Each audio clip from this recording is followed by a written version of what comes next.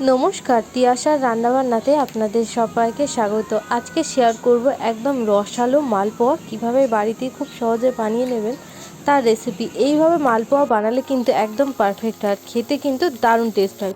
তার জন্য ফার্স্টে কী করতে হবে, এখানে একটা পাত্র নিয়ে নিয়েছি, তার মধ্যে এখানে আমি একটা কাপ মেপে 2 কাপ মতো সুজি নিয়ে নিতে হবে। আপনাদেরকে অবশ্যই কিন্তু এটা মাথায় রাখতে হবে যে আপনারা যেই কাপ বা বাটি মেপে উপকরণগুলো নেবেন সেইটা মেপেই কিন্তু সমস্ত উপকরণ নিতে হবে। এখানে আমি 1.5 কাপ মতন সুজি নিয়েছি।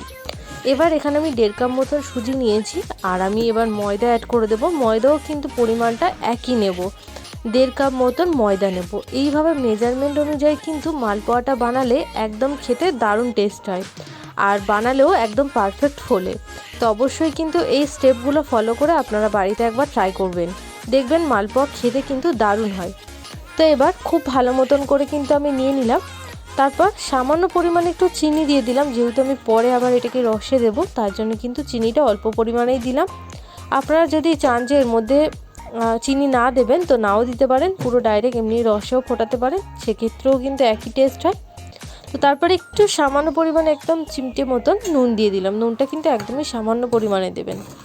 এবার সমস্ত শুকনো উপকরণকে খুব ভালোভাবে কিন্তু মিশিয়ে নেব। প্রথমে কিন্তু এই শুকনো উপকরণকে ভালোভাবে মিশিয়ে নিতে হবে, যাতে সমস্ত উপকরণের সাথে খুব ভালো মতনভাবে মিশে যায়। দেখুন, ঠিক যেভাবে আমি করছি ঠিক এইভাবে কিন্তু করে নিতে হবে। এইভাবে মালপোয়াটা বানিয়ে কিন্তু একবার বাড়িতে অবশ্যই ট্রাই করবেন। আর যদি মালপোয়া বানানোর পর খেয়ে আপনাদের ভালো লাগে তাহলে লাইক, কমেন্ট আর সাবস্ক্রাইব করবেন। এবার যেই কাপ মেপে আমি সব উপকরণ নিয়েছিলাম সেটা মেপে কিন্তু আমি জল অ্যাড করে দিলাম। এখানে কিন্তু মোট আমি 2 কাপ মতন জল দিয়েছি। 2 কাপ মতন জল দিয়ে কিন্তু খুব ভালো মতন এবার এটাকে মিশিয়ে নেব। এই মেজারমেন্টটা কিন্তু আপনারা অবশ্যই মাথায় রাখবেন, তাহলে কিন্তু একদম পারফেক্ট হয়। দেখুন, এটা খুব ভালো মতন আমি মিশিয়ে নিয়েছি। এবার এটাকে আমি আধ ঘন্টা মতন রেস্টে রেখে দেবো। দেখুন, আধ ঘন্টা মতন রেস্টে রেখে দিয়েছিলাম, এটা কিন্তু একদম রেডি হয়ে গেছে।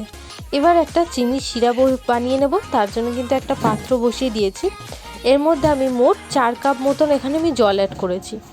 এবার এই চিনিটাও কিন্তু মাপ অনুযায়ী আমি দিয়ে দেবো। এখানে আমি 2 কাপ মতন চিনি কিন্তু অ্যাড করে দিচ্ছি। আপনারা কিন্তু মিষ্টির পরিমাণটা একটু বাড়িয়ে বা কমিয়ে নিতে পারেন। এবার এটাকে 2 থেকে 3 মিনিট মতন খুব ভালো মতন ফুটিয়ে নেবো আর একটা শিরা বানিয়ে নেব। এবার এটাকে কিন্তু খুব ভালো মতন ফুটিয়ে নেব। এবার গ্যাস অন করে আর একটা কড়া বসিয়ে কড়াটাকে খুব ভালো মতন গরম করে নিয়ে দিয়ে দেবো বেশ খানিকটা পরিমাণে সাদা তেল। তেলটাকে কিন্তু খুব বেশি পরিমাণে গরম করতে হবে, তাহলে কিন্তু এগুলো একদম পারফেক্ট ফুলবে।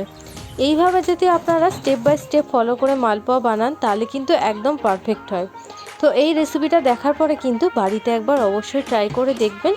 আর যদি ভালো লাগে তাহলে কিন্তু লাইক, কমেন্ট আর সাবস্ক্রাইব করতে ভুলবেন না।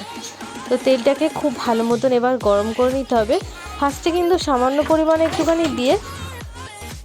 পরিমাণে একটু দিয়ে এরকমভাবে চেক করে নিতে হবে, যাতে দেখতে হবে যে তেলটা গরম হয়েছে কিনা।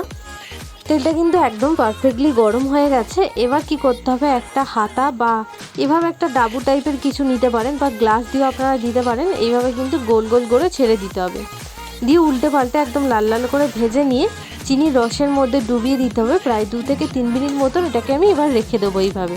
তারপরে কিন্তু রসটা খুব ভালো মতন ঢুকে যাবে, আর এই মালপোয়াগুলো কিন্তু একদম রেডি হয়ে যাবে। দেখুন, মালপোয়াগুলো কিন্তু একদম রেডি হয়ে গেছে, কত সুন্দর দেখতে হয়েছে, খেতেও কিন্তু দারুণ টেস্টি হয়েছিল। যদি রেসিপি ভালো লাগে তাহলে অবশ্যই লাইক, কমেন্ট, সাবস্ক্রাইব করবেন।